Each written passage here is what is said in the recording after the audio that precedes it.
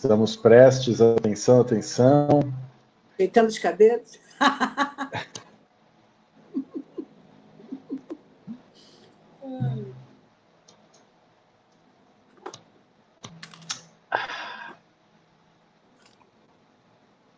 Já estamos. Já estamos. Está aparecendo live ali. Bom, Ana Lu está digitando, quer dizer que nós provavelmente estamos entrando ao vivo. É isso, Ana Lu? Bom, vamos começar, então, esse primeiro webinário da Plataforma Brasileira de Política de Drogas para discutir coronavírus e prisão. Liberdade é uma questão de saúde pública, que é uma campanha lançada agora pela plataforma, uma série de entidades, que pede a liberdade de pessoas que estão presas em nome da saúde pública por conta da emergência sanitária que nós estamos vivendo, né, a pandemia do coronavírus, e o fato de as prisões brasileiras serem locais onde a propagação dessa doença é muito fácil, até para evitar que todo mundo sofra as consequências, é preciso libertar essas pessoas. E hoje nós temos aqui conosco a Edna Jatobá, do Gabinete de Assessoria Jurídica às Organizações Populares GAJOP, o Felipe Freitas, do Grupo de Pesquisa em Criminologia da Universidade Estadual de Feira de Santana, o GPCRIM, da Universidade Federal de Feira de Santana, e a Luciana Boatê, professora de Direito Penal da Universidade Federal do Rio de Janeiro, advogada. Bom, queria agradecer a presença de vocês, passar então rapidamente a palavra para que vocês façam uma manifestação inicial de aproximadamente 10 minutos, e em seguida a gente vai batendo uma bola, ok? Começando pela Lu Boatê. Bom, boa noite, Cris, boa noite, Edna, Felipe, muito prazer estar aqui com vocês, ainda que nessa situação de quarentena, de confinamento, né, é importante a gente estar conseguindo se comunicar, a gente está conseguindo aí resistir a esse cenário tão aterrador. E é interessante, né, porque esse momento é um momento de confinamento, boa parte do que a gente está sentindo, inclusive no nosso psicológico, vem desse confinamento. E a gente vai estar falando agora de uma situação das pessoas que ficam confinadas por anos, né? Por meses, anos, e que tem gente, inclusive, passa a vida toda na prisão. Então, falar também de uma pandemia, falar de uma situação de calamidade pública, é algo muito grave quando a gente vai olhar para quem são essas pessoas mais afetadas e também como a epidemia também está diferenciada em relação a quem é você, né? Quem tem uma casa, quem tem um espaço seguro, vai estar na sua quarentena, né? Muitas vezes afastados até de outros membros da família, mas quem vive em favelas, quem vive em periferias, vai estar já numa outra configuração, muitas vezes num cômodo só, todo mundo junto, reunido. Sem condições, inclusive, de acesso à água, de acesso a produtos de higiene, álcool, sabão.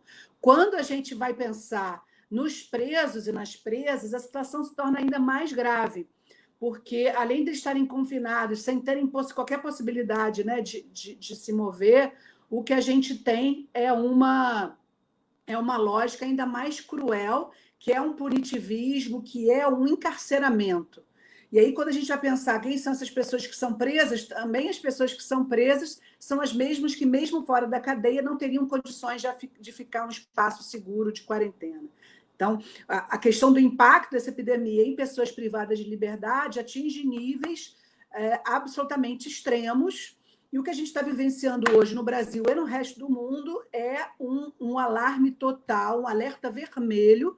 Se já está alerta vermelho para a população em geral, a gente está vendo aí tantas mortes, tantas situações dramáticas. A foto hoje da Folha de São Paulo com as covas, quando a gente olha a Itália, imaginem agora o que vai chegar no Brasil e o que vai acontecer nas prisões. Justamente pelas prisões não serem espaços que a gente consegue manter esse distanciamento, muito menos tomar as precauções, é que essa potência de uma epidemia, de termos muitas mortes dentro do presídio, se manifesta de forma ainda mais forte e mais arriscado. Então, quando a gente fala do que fazer para lidar com essa epidemia nos presídios, em primeiro lugar, a gente tem que aprender com as experiências internacionais e a gente tem que também aprender com o que o pessoal da saúde fala para a gente. Apesar dessa ser uma mesa jurídica, né, eu acho que a gente já tem que provocar com alguns elementos importantes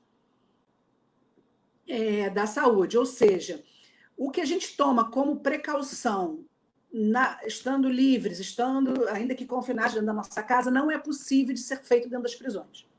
Primeiro, porque não temos acesso à saúde dentro das prisões, cerca de 39%, segundo o Infopem, só de penitenciários tem algum serviço de saúde, né, que possa ser provocado, que possa ser trazido.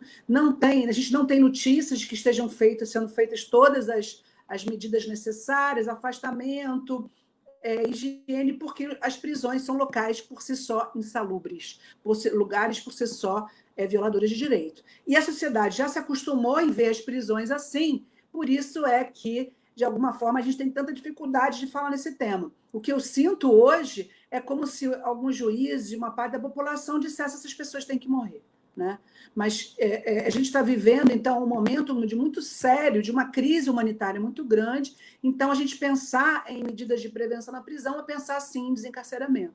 É pensar que essa população que está privada de liberdade é uma população pobre, é uma população negra, em sua maioria, é uma população de mulheres, de grupos de risco, de pessoas idosas, e que a gente precisa ter medidas capazes de reduzir esse encarceramento, de proteger, ou seja, retirando da prisão essas pessoas pertencentes ao grupo de risco. Foi nessa linha que veio a resolução número 62 do CNJ, que a gente tem que aqui apoiar e tem que estar com muita firmeza na sua defesa, que é uma portaria que justamente vem recomendando aos juízes que desencarcerem boa parte dessa população, especialmente focando nos grupos de risco, mas também em desencarceramento, não só de idosos, de mulheres grávidas, de mulheres mães, de pessoas portadoras de cardiopatias, imunossuprimidas, HIV positivo e outras comorbidades, mas também uma lógica de reduzir a intensidade e a sobrelotação para podermos, então, ter algum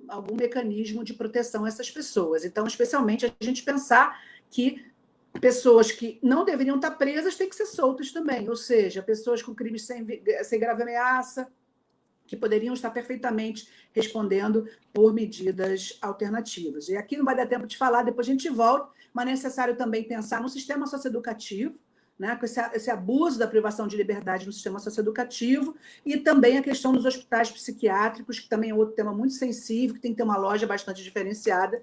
Mas eu acho que eu encerraria, não sei quanto tempo eu tenho, Cris, eu encerraria falando da importância da gente ter, assim, e aqui eu concluo também dizendo o que eu já tenho participado de movimentos. Tem muitos grupos se organizando, Rio, São Paulo, Nacional, Brasil. Queria saber também da Ed, do Felipe, um pouco vocês falaram dos seus estados. Aqui no Rio, a Defensoria entrou já com algumas ações, habeas corpus individuais, habeas corpus para retirar os idosos, que são os grupos de risco. Temos também um HC, um pedido no HC lá das mulheres para serem soltas as mulheres. Já temos algumas mobilizações na Justiça. E eu sou signatária de um pedido que foi encaminhado ao Supremo, também importante, pedindo reforço da resolução número 62 do CNJ para tentar, de alguma forma, que o Supremo ou o CNJ controlem melhor essas situações e a aplicação dessa resolução. Porque, por outro lado, se a gente já tem algumas poucas decisões que estão avançando, esse número de pessoas que estão saindo ainda não é o suficiente para desencarcerar. E a gente precisa convencer o judiciário e a população da urgência dessas medidas de desencarceramento. Então, nessa petição que eu sou signatária, junto com os advogados do PSOL, com o IBCCRIM, com a Conectas, Defensoria Pública do Rio e de São Paulo, o pedido é incidental, é uma cautelar na DPF número 347, que é uma ação importante porque já reconheceu o estado de coisas inconstitucional do sistema penitenciário. Então, nós estamos pedindo que seja efetivada uma proteção e seja reforçada essa resolução número 62. Né? Nós já estamos vendo umas decisões horríveis do Poder Judiciário, que a gente pode comentar depois. Se alguém tiver alguma para comentar e trazer para a gente pode comentar, né, Cris? Cris está rindo até. tem umas terríveis. Teve uma do astronauta, mas ri um pouco também, fechando aqui essa desgraça toda. Teve uma que disse assim, que não vai soltar eu acho que é uma mulher presa, não, porque, de qualquer maneira, ela vai se contaminar. A única chance de não se contaminar é astronauta no espaço. Então, ele usou o argumento do astronauta no espaço para negar a saída ou a substituição por uma prisão domiciliar ou uma pena alternativa. Eu não sei se é para rir ou para chorar, eu acho que tem que fazer as duas coisas ao mesmo tempo.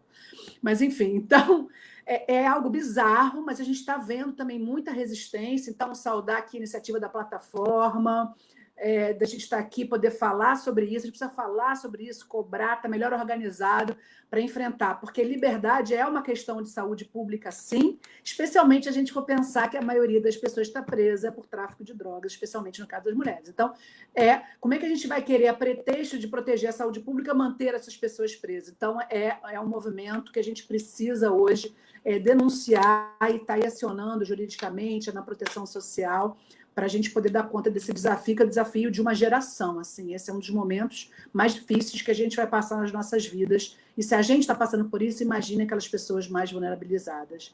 Então, esse sistema penal racista, classista, absolutamente violador de direitos humanos, não é capaz de proteger homens e mulheres encarcerados em situação, nem normalmente, nem muito menos em situação de uma pandemia como essa. Acho que seria isso que eu queria falar para vocês nesse momento. Obrigada, gente.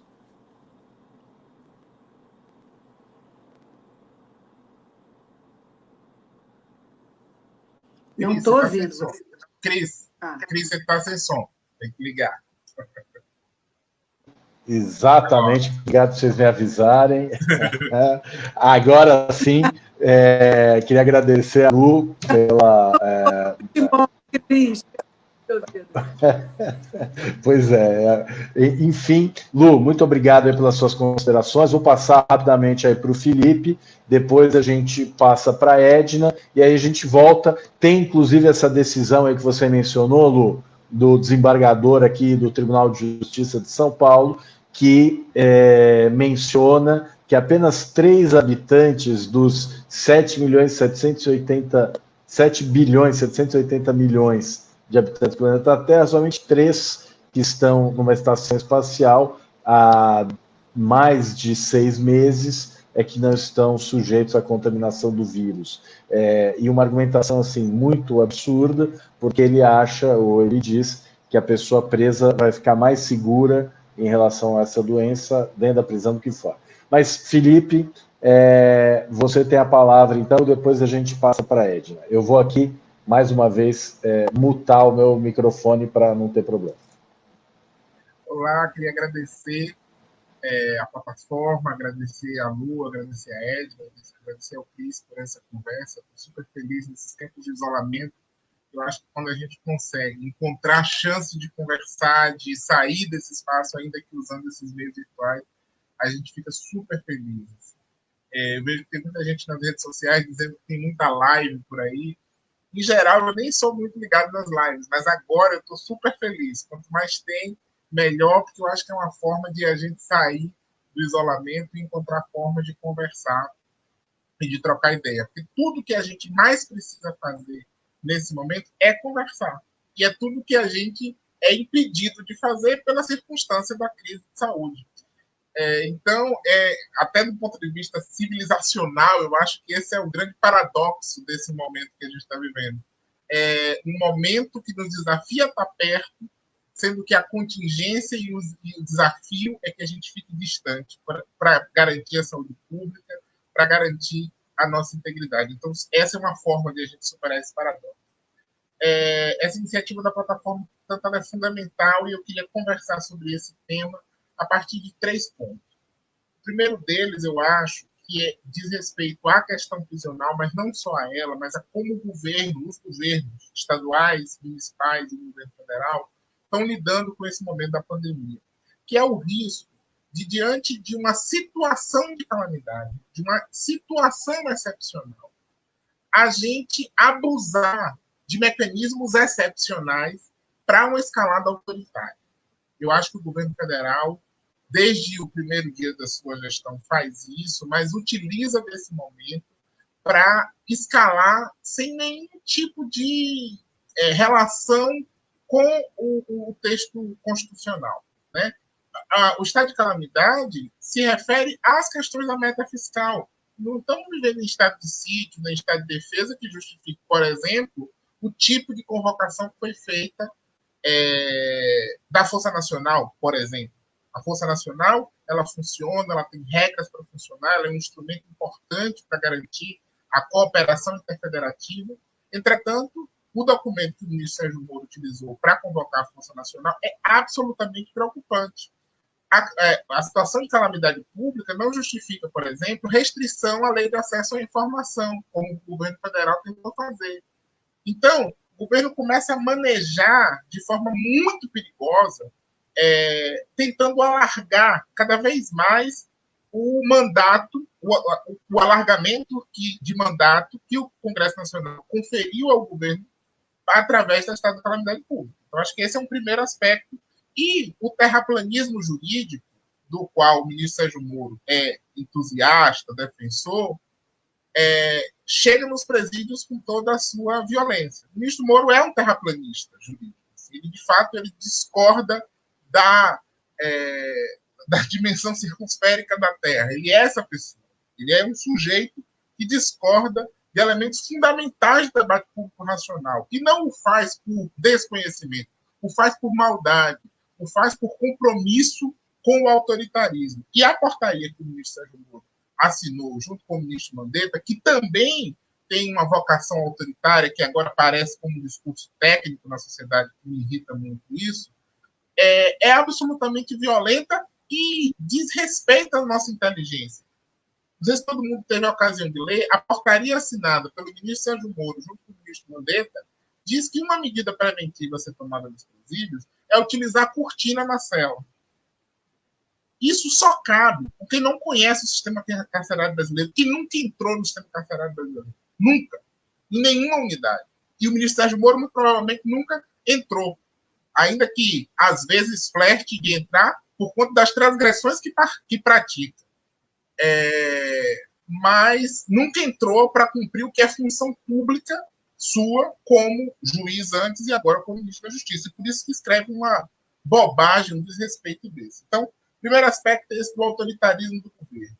Um segundo aspecto que me preocupa muito é uma vocação dos governos, do Poder Judiciário dos Estados, de ter uma dificuldade muito grande de entender a recomendação do Conselho Nacional de Justiça. Ela é muito clara. Eu acho que ela é insuficiente em alguns pontos, mas ela já é muito mais avançada do que a grande maioria das decisões judiciais que nós estamos encontrando nos estados, porque ela fala de situações cuja excepcional, que inclusive não deveriam, são pessoas que não deveriam estar presas antes da situação de pandemia, que na situação de pandemia não podem, sob hipótese alguma. Nós estamos falando de pessoas que vão morrer, e essas mortes terão responsáveis. É dos magistrados que deferem, é dos promotores e promotoras que dão parecer contrário, dos defensores e defensoras que não requerem adequadamente esses direitos, é do ministro Sérgio Moro, do secretário de administração prisional, que estão convalidando uma decisão judicial que é uma decisão judicial de morte. Aparentemente é muito inteligente você impedir visita, mas só aparentemente. Por quê? A interrupção radical e irrestrita das visitas, ela impede a entrada de comida nos presídios. Ela impede a entrada de material de limpeza. Ela impede a entrada do dinheiro em algumas unidades, com que a pessoa que está presa consegue comprar determinados alimentos, porque a alimentação que o Estado dá não é suficiente. Então, essa dimensão do agravamento da crise, decorrente da decisão administrativa, tomada de modo radical e sem exceção, ela vai agravar o problema. E isso, eu acho, é óbvio que a gente tem que ter uma restrição de visita. Eu não tenho dúvida com relação a isso. Agora, temos que, primeiro, garantir a entrada dos suprimentos. As comidas que as famílias levam precisam entrar mediante um criterioso procedimento de inspeção de natureza sanitária, mas essa comida precisa entrar. Porque sem essa comida as pessoas vão morrer de fome lá dentro. Porque a cardápio que é oferecido nos presídios brasileiros não é suficiente. E a gente sabe disso. Ainda mais em tempos de pandemia. Outra questão é a questão da transparência. O DEPEN publicou um painel, que aparentemente é uma iniciativa muito boa, onde a gente pode monitorar os casos. Só que, se existe subnotificação fora, a subnotificação dentro das unidades é ainda maior. O ministro Sérgio Moro, num texto assinado no Estadão, diz o absurdo de que os presos poderiam se tratar nas unidades. Ele não sabe quantas unidades tem unidade hospitalar. Não tem unidade hospitalar. Essas pessoas têm que sair para ser atendidas no SUS. E o SUS não tem condição de atendê-los, nem em tempos normais, muito menos em tempo de pandemia.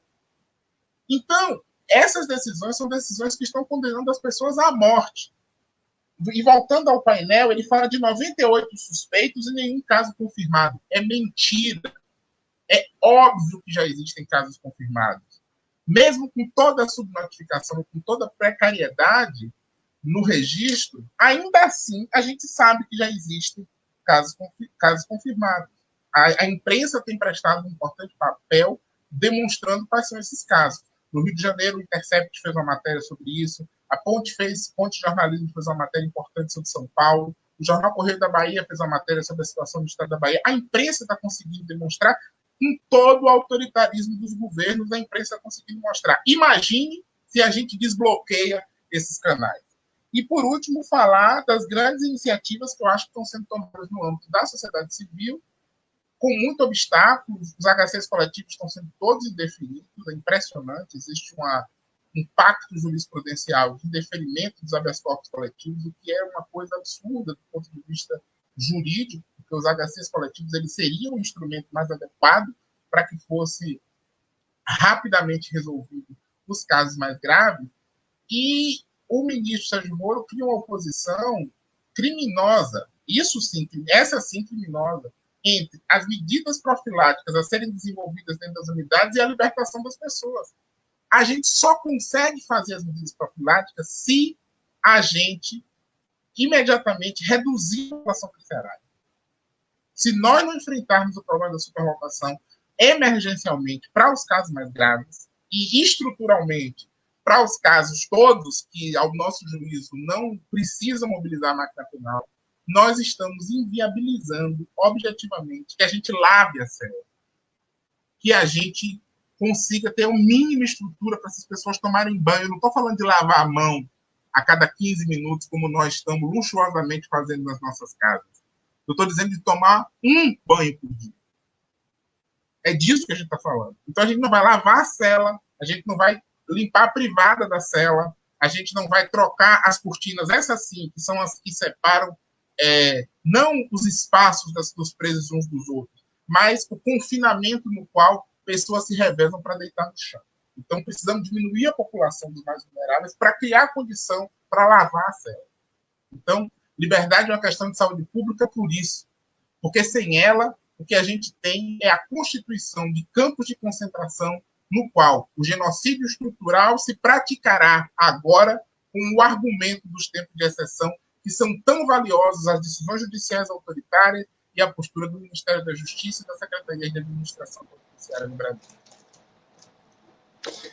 Muito bem, Felipe, muito obrigado.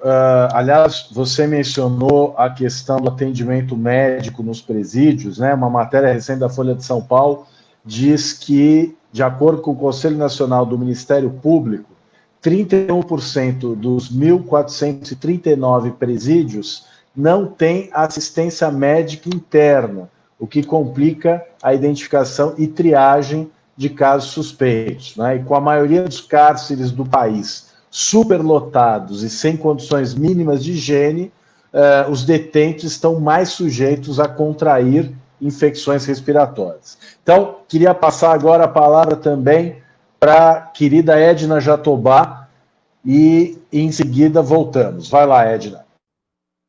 Boa noite, todo mundo. Quero agradecer também o convite da plataforma por essa iniciativa, né, por estar participando, por dar espaço também a organizações do Nordeste. A gente sempre tensiona muito para que esse espaço seja franqueado e a gente agradece a oportunidade. Bem, falar por último economiza um monte de rascunho, né, que a gente tinha preparado. Mas eu queria colocar algumas questões importantes que eu acho que ajudam no debate. Primeiro, o sistema prisional no país, especialmente nesse tempo, ele vem sofrendo já mais ataques do que ele já sofreu anteriormente. A gente teve agora um ataque, recentemente, o que tem sido feito dentro do Comitê Nacional de Prevenção e Combate à Tortura, o que tem sido feito, as tentativas que têm sido feitas de aniquilar o mecanismo nacional de prevenção e combate à tortura, consequentemente enfraquecer os mecanismos estaduais. Isso também a gente precisa colocar na conta. A gente está vivendo esse período de pandemia que, se tem uma temática no país, que o controle social já é bem difícil, é o sistema prisional, e agora com pandemia é que a gente não consegue enxergar a luz no fim do túnel para continuar fazendo o monitoramento do sistema prisional e do sistema socioeducativo. Então, não tem controle social. Os mecanismos estão extremamente fragilizados. Os poucos mecanismos, os poucos órgãos de controle que funcionam, eles não estão conseguindo restabelecer sua rotina de reunião, eles não estão conseguindo se reunir para fazer as vistorias e encaminhar questões de ordem primeira. Então, essa é uma questão. A outra questão é que eu concordo com o Felipe, tenho certeza que já tem casos dentro do sistema prisional, desconfio que também já tenha casos no sistema socioeducativo. A gente está falando de uma população de quase 1 milhão de pessoas que estão confinadas num sistema superlotado, e é muita ingenuidade alguém que acredite que não exista ainda nenhuma morte, nenhum caso confirmado dentro do inferno que é o sistema prisional brasileiro. Eu falo aqui de Recife, Pernambuco. Pernambuco, segundo o levantamento do DEPEN, que a gente ainda tem muita reserva, acho que tem muita subnotificação, mas segundo esse levantamento, é um dos estados que tem a maior superpopulação, assim, o menor número de vagas para a quantidade de pessoas que tem presas aqui no regime fechado. Então, a gente tem quase 33 mil pessoas presas e, sei lá, 12, 13 mil vagas disponíveis. Então, e se a gente pega, por exemplo, uma prisão em Pernambuco, um complexo prisional em Pernambuco que fica em Recife, que é o complexo do Curado, que é monitorado, inclusive, tem decisão da Corte de monitoramento, são mais de 6 mil pessoas naquele espaço. Então, eu não consigo acreditar que não existam casos confirmados em situações de precária higiene, insalubridade, a quantidade de pessoas que têm com doenças respiratórias, né, e com outros tipos de infecções virais, a falta de comida com valor nutricional adequado. E agora, essa questão que se levanta da impossibilidade das visitas é muito importante, porque a gente não sabe como está sendo entregue esses insumos e onde estão sendo entregues. Então, o Estado vai se proteger dizendo que não, isso aqui o Estado já garante. O Estado já garante comida, o Estado já garante esses insumos básicos. Então, a não visita da família não vai ter prejuízo para isso, fica tranquilo, está tudo bem, quando a gente sabe que não está. Né? A gente também tem uma questão para abordar, que são os trabalhadores. O sistema prisional no país tem uma circulação de trabalhadores e prestadores de serviço muito intensa. Então, não tem a possibilidade de visita das famílias, mas continua tendo gente circulando, né, nesses espaços que são de fora dos muros. Então, a gente precisa também estar atento a isso. Queria colocar também que, em Pernambuco, nos estabelecimentos dedicados ao recolhimento de presos provisórios, né, do regime fechado, são 64 dessa natureza, apenas 11 possuem consultórios médicos. E a gente tem, aqui o GAJOB faz parte do Comitê Estadual de Prevenção e Combate à Tortura, e a gente tem feito esses questionamentos do tipo: qual o plano de contingência do Estado para quando a gente começar a ver um surto? Porque ele vai acontecer, né? Não estão sendo tomadas as medidas necessárias desencarceradoras que poderiam contribuir para a solução. Então, quando o surto acontecer, como é que o Estado vai dar conta? Como é que o Estado vai fazer o transporte desses presos que começarem a apresentar sintomas mais graves? Onde o Estado vai isolar esses presos que apresentam sintomas leves? Quando o Estado vai começar a fazer a testagem em massa dentro dos presídios? Como é que o Estado está fazendo a identificação de casos suspeitos? Eles estão esperando que o preso levante a mão e diga que está resfriado, com febre, ou sintoma respiratório? Quais são as equipes médicas e quantas são e de que maneira estão preparadas para fazer esse trabalho dentro das prisões no esquema de busca ativa mesmo. Outra questão que a gente vem colocando para o Estado para o Poder Judiciário também, né? Porque tem uma tarefa grande a ser realizada. A gente está falando da Resolução 62 do CNJ, a gente defendendo o básico, o óbvio, o que, como foi colocado, antes da pandemia a gente já devia estar... É uma pauta mínima, talvez uma pauta abaixo da mínima, porque no contexto de pandemia, a ausência da pessoa detenta na audiência de custódia é uma coisa que a gente está precisando defender agora. Veja, dentro da resolução do CNJ, uma coisa que a gente sempre insiste para que não aconteça dessa maneira. Então, o mínimo que a gente está tentando defender está sendo atacado por todos os tribunais de justiça com decisões infames, absurdas, desrespeitosas. A gente tem movimentações legislativas também que querem se meter nas recomendações do Poder Judiciário, que já estão reportando aí. E aí a gente precisa estar muito atento a isso, a gente precisa estar atento também, como foi falado, ao sistema socioeducativo e outros estabelecimentos de privação de liberdade. A gente tem 27 mil adolescentes em medida de internação no Brasil, aproximadamente isso, talvez um pouco mais, em Pernambuco são um pouco mais de 750.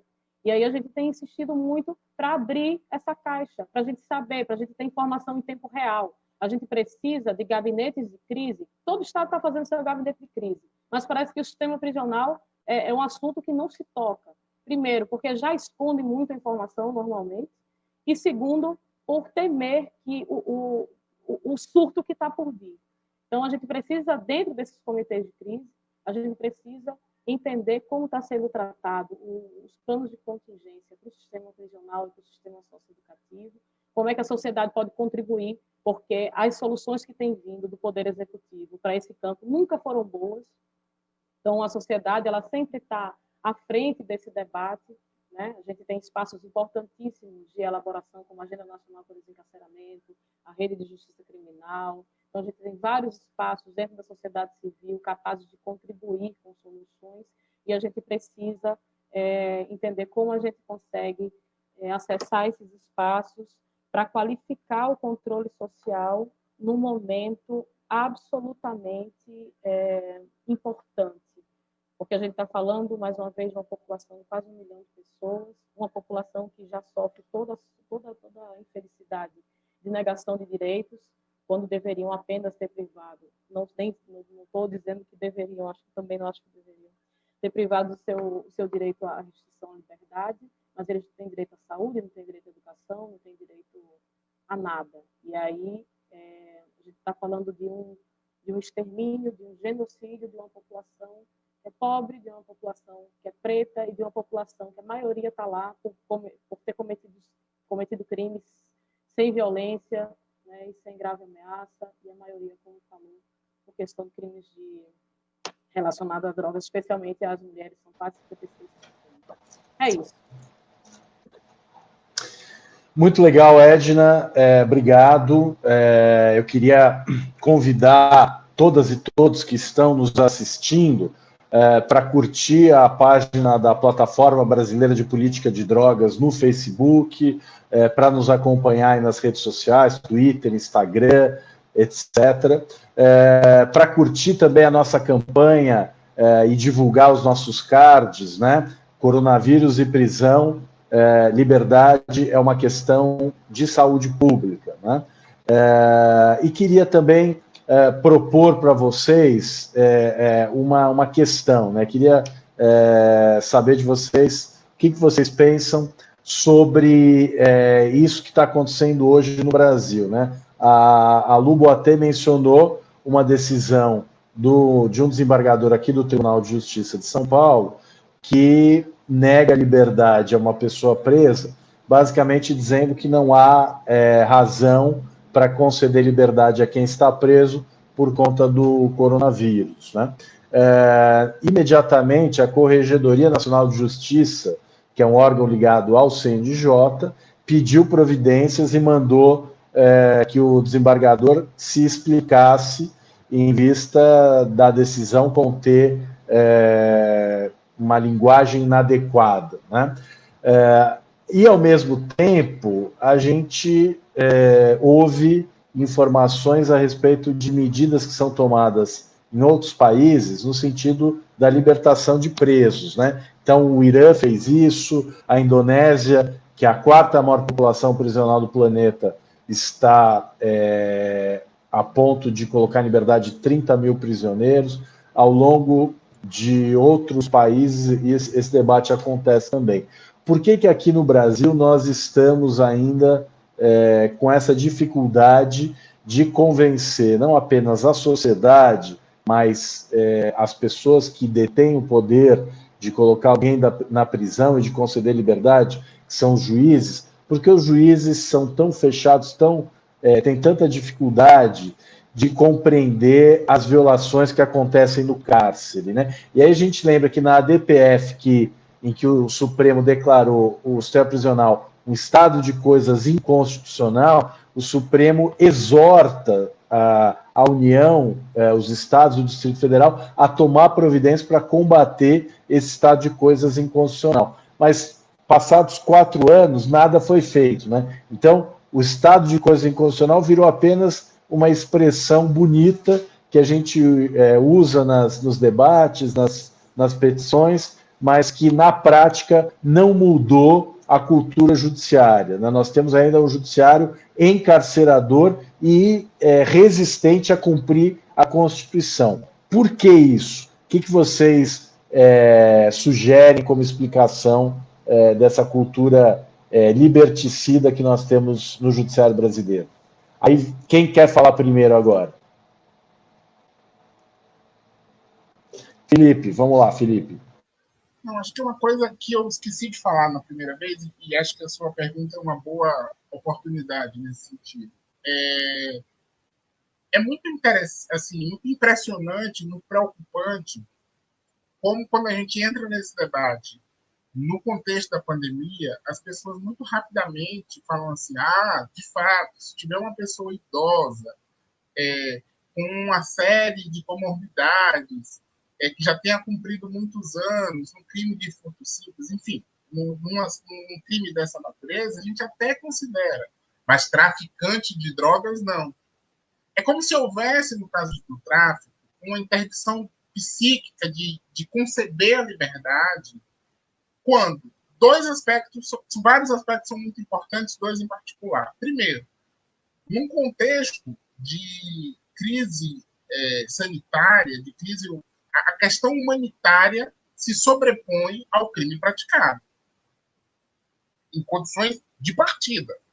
Na minha interpretação, inclusive, crimes hediondos, não hediondo no sentido jurídico, mas hediondo no sentido moral, para mim, todos eles precisam entrar nesse rol, porque nós estamos falando aqui de se nós vamos reconhecer e legalizar a pena de morte ou não.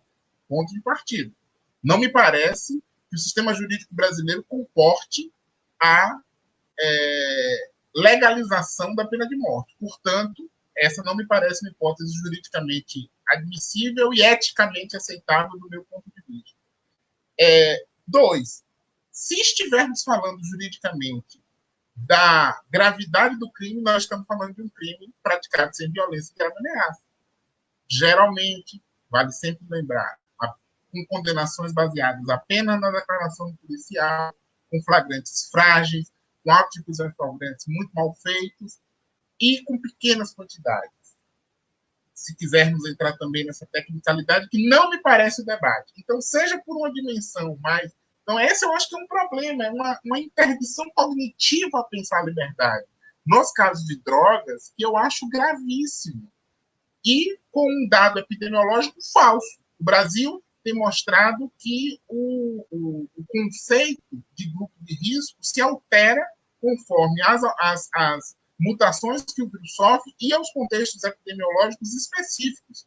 Se é verdade que o Brasil tem vantagens por ser país mais quente, que tem menos problemas respiratórios de outras ordens que superlotam o sistema de saúde, por outro lado, todos os epidemiologistas que não são terraplanistas, como os do governo, estão dizendo para a gente o quê? Olha, essa história de que é só velho que integra o grupo de risco está errado.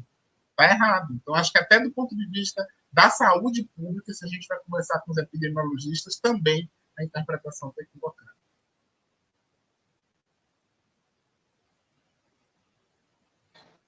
Perfeito. Edna. Olha, a gente tem uma sociedade extremamente punitiva, conservadora, e nesse ambiente agora, dos últimos anos e meses, dos últimos meses especialmente, encontra amparo, né, nesse discurso punitivo, um discurso punitivo das grandes autoridades, né, com maior visibilidade no país, e acabam reproduzindo isso. E aí a preocupação me parece que esse governo deliberadamente quer que essas pessoas morram. E aí, se ele não vai fazer alguma coisa para que elas morram, ele vai deixar de fazer alguma coisa para que elas morram. Então, a gente está falando de ação e omissão. Se ele encontra resistência, ele pode ter apoio popular, mas encontra resistência, e as outras autoridades também encontram resistência e amparo nas leis, na legislação como um todo, para fazer alguma ação que ainda piore, porque sempre é possível piorar a situação do sistema prisional brasileiro, eles vão encontrar um jeito de não fazer. E para eles, esse é o meu medo, porque para eles essa é a oportunidade. A pandemia vem como uma oportunidade de, a partir de um discurso isento, né, permitir, endossar, sujar as mãos de sangue com o sangue de todas essas pessoas que, infelizmente, morrerão dentro do sistema prisional, vítimas, para além de todas as outras coisas, vítimas desse vírus também. Muito bem. Lu? Então, eu acho que tudo que você está e que também Felipe e Edna já falaram, reforça o que a gente já fala há muitos anos e mostra como a situação está ainda mais agravada.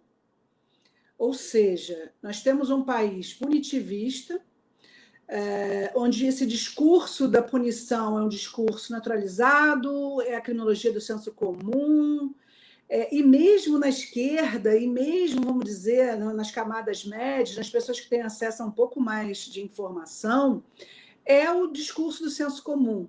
Tá? Então, o que acontece? Quando a gente está na situação de epidemia, fica ainda mais difícil falar sobre esse tema. Porque, no fundo, a maioria das pessoas pensa que o povo que está preso, as pessoas estão ali, tem que morrer.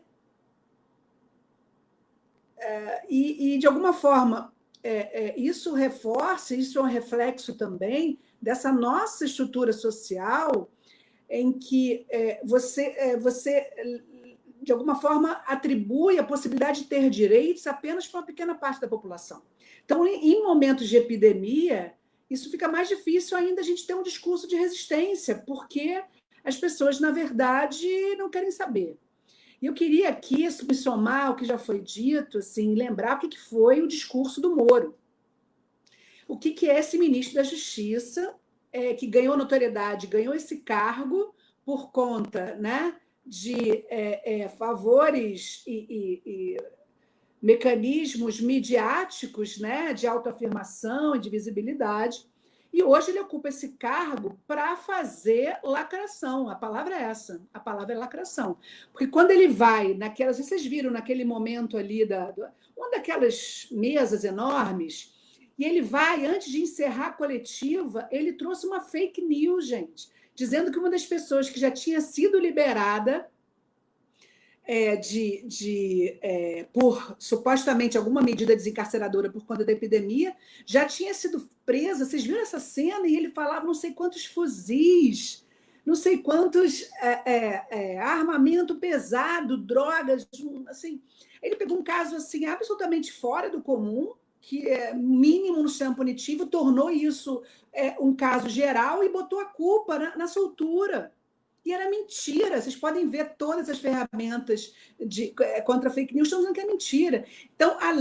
Então, assim, para entender o que está se passando, a gente está se somando. É uma tradicional mecanismo de controle social, de controle racial, de afirmação, né, de classe, de privilégio, afirmação, né, de dominação, para marcar o outro como diferente, como perigoso, como criminoso, isso que a gente vem estudando em criminologia, né?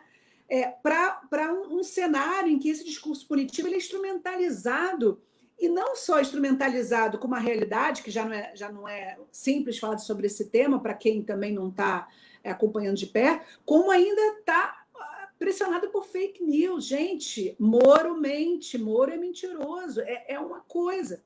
E a gente não consegue também mostrar a contradição maior dessa história. Quando a gente fala liberdade é uma questão de saúde pública, por que a gente está falando isso?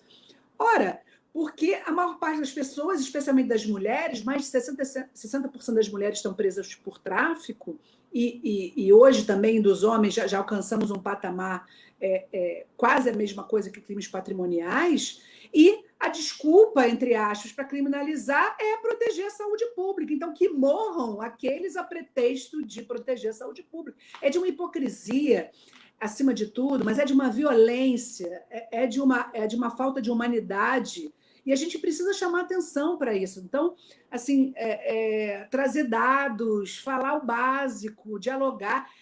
São essas mesmas pessoas terraplanistas, gente. Osmar Terra diz que não é para ficar em casa. São essas mesmas pessoas que defendem encarceramento, que defendem essa política de drogas. Osmar Terra é um mentiroso, ele tinha que estar sendo denunciado ao Conselho Regional de Medicina, qualquer conselho mínimo de ética que existe em qualquer corporação desse país. Né? Não tem ninguém no mundo que venha defender o que essas pessoas estão fazendo. Imagina o que eles estão defendendo para os presos. E o que o Moro está defendendo para os presos, e ele já publicou um artigo aqui, vou tentar fazer aqui uma propaganda.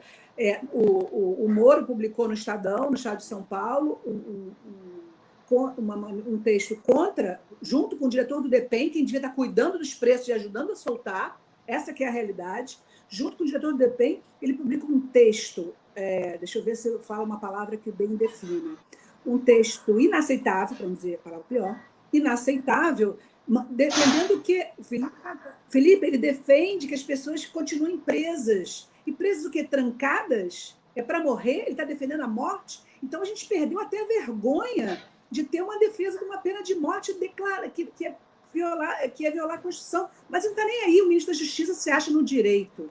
Se acha no direito de fazer isso. E aí fazer aqui a propaganda, depois eu vou botar aí nos comentários de um artigo que a gente publicou em resposta ao Moro, saiu publicado ontem no Estadão, na coluna do Fausto Macedo, se eu não estou enganada, justamente respondendo. Muito legal.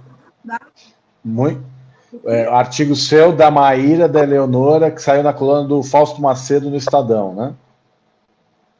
Exatamente. Tem também o Gabriel Sampaio, do Conectas, o Daniel Sarmento, que é o advogado do PSOL na DPF, o Bruno Chimisso, do São Paulo, defensor público, grande lutador aí. Tem muita gente se insurgindo contra isso. A gente precisa questionar, sem dúvida alguma.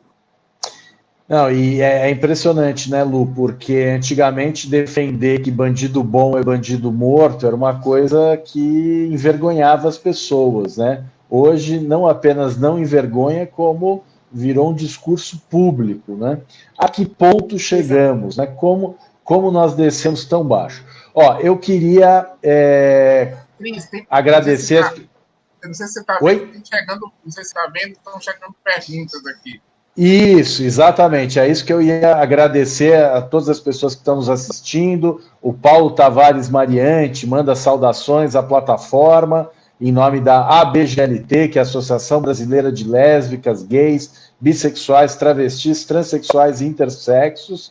Eles agradecem e parabenizam a iniciativa desse importante debate. Estamos juntas nessa luta, é isso aí. Uma série de manifestações aqui. Eu queria ler uma pergunta que a Raíssa Belintani, que é a responsável pelo trabalho de advocacy que a plataforma realiza, né, nossa coordenadora de relações institucionais, a Raíssa pergunta para a Edna. Edna, como tem sido a aplicação da resolução 62 do CNJ no sistema socioeducativo? Então, aqui, tanto o Poder Judiciário quanto o Poder Executivo, no que diz respeito ao sistema socioeducativo, pelo menos se mexer, se movimentar.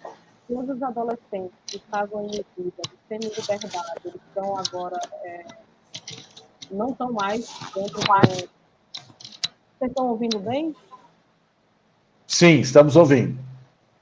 Eles não estão mais dentro dos centros socioeducativos, semi-liberdade, né? Tem um movimento querendo determinar a data de retorno deles, então sempre a gente está acompanhando mais perto.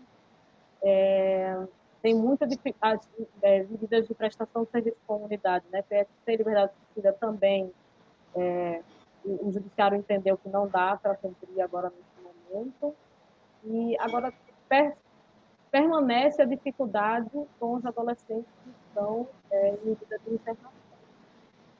A gente precisa ainda estar acompanhando. Pernambuco ele está saindo um pouco da situação de superlotação do sistema socioeducativo de uns meses atrás. Pernambuco, há 6 anos atrás, passou 5 anos, juntando, contabilizando 5 anos, morreram 50 adolescentes dentro do sistema socioeducativo. Isso incentivou um debate grande na sociedade, um olhar grande da sociedade, dos órgãos públicos em relação ao sistema educativo. A gente teve um caso que foi fechado também, agora há pouco, de iniciativa da Conselhia Pública do Ministério Público. Então, tem uma mobilização, tem mobilização da sociedade, tem mobilização do Poder Judiciário, que está sendo menos ruim do que a atuação e a atenção à recomendação 62 CNJ com relação ao sistema. Perfeito. A Petra Faller, ela diz assim: enquanto não soltam, assegurar atendimento à saúde e a entrada do material das famílias, já que o Estado não fornece nada. E o terceiro ponto é a transparência dos dados. Teremos um grande massacre no cárcere. A Jéssica Bastos, ela diz o seguinte: na Bahia já temos uma enfermeira infectada e uma pessoa encarcerada que teve contato com esta técnica está em isolamento. Lógico que há uma subnotificação neste caso e em todos os outros. As visitas foram suspensas e as negações de direitos são tantas que sequer pensam no porvir dessa população. Temo, como disse o Felipe em sua fala, que vivamos uma transformação das prisões em campos de concentração. Como contribuir com o rompimento dessas práticas higienistas, né? Aí vem o Paulo Tavares Mariante e diz: o sistema de justiça brasileiro sempre legitimou as violências contra as populações encarceradas, por questões ideológicas, em vista dos recortes de raça e classe da população prisional, que é alvo do direito penal. A decisão do TJ de São Paulo, citando os astronautas, é um belo exemplo da aristocracia judicial brasileira. E aí? O que vocês me dizem sobre isso? Nós temos, de fato, uma magistocracia, né? O Conrado Rubner Mendes vem tratando dessa categoria, né? A gente tem outros estudiosos, a Luciana Zafalon, que escreveu A Política da Justiça, né? Qual é a responsabilidade do judiciário no grande encarceramento, né? É possível pensar na autocrítica de uma instituição tão fechada e que lida tão mal com a crítica? Como mudar essa cultura do juiz brasileiro? Eu acho que tem vários aspectos nisso, mas eu queria chamar a atenção de um, pensando muito no que a Luciana trouxe. É muito interessante pensar como o próprio judiciário, que é tão refratário à crítica, admite e assimila muito bem a crítica, essa sim desrespeitosa, do ministro da Justiça em relação à recomendação do CNJ. Isso eu acho que é um aspecto muito interessante. E aí você falou da Luciana Zafalon, o trabalho da Luciana Zafalon é muito importante, ajuda muito a gente a pensar sobre isso, sobre como não é qualquer tipo de grito que irrita juiz, mas é o grito de quem não pode gritá-lo. Moro é alguém, e o presidente da República é alguém que os juízes não se incomodam muito em grito com ele. O Ministério Público, que é tão cioso da sua autonomia e da sua independência funcional, não está se sentindo ofendido com o nível de desrespeito que o presidente da República submete à instituição. Muito pelo contrário, o Procurador-Geral da República vai para a coletiva de imprensa, aquilo ali humilha os procuradores. A presença do Procurador-Geral da República na coletiva de imprensa do governo federal é um desrespeito à instituição do Ministério Público, a todos os valorosos promotores e procuradores que trabalham corretamente pela instituição e a todos nós que lutamos para que a instituição tivesse a posição que ela tem hoje. Mas eu acho que tem, em relação às instituições do sistema de justiça, e isso é muito elucidativo, um grau de subserviência ao poder que faz com que porque isso não é rolado no debate. Um ministro da Justiça defender a posição que o ministro Moro está defendendo é uma tentativa de assujeitamento do Poder Judiciário. É uma demonstração de uma tentativa de retirar a autonomia do Poder Judiciário. Mas me parece que essa tentativa, de certo modo, é até boa para os juízes, porque aí é uma escapulida retórica para dizer mas estamos aqui trabalhando junto com o Poder Executivo. Mas quando é em função do adensamento da vida democrática, do adensamento da cidadania, aí esse esforço de cooperação se esvai. Então, acho que essa também é um aspecto que a gente tem que prestar atenção.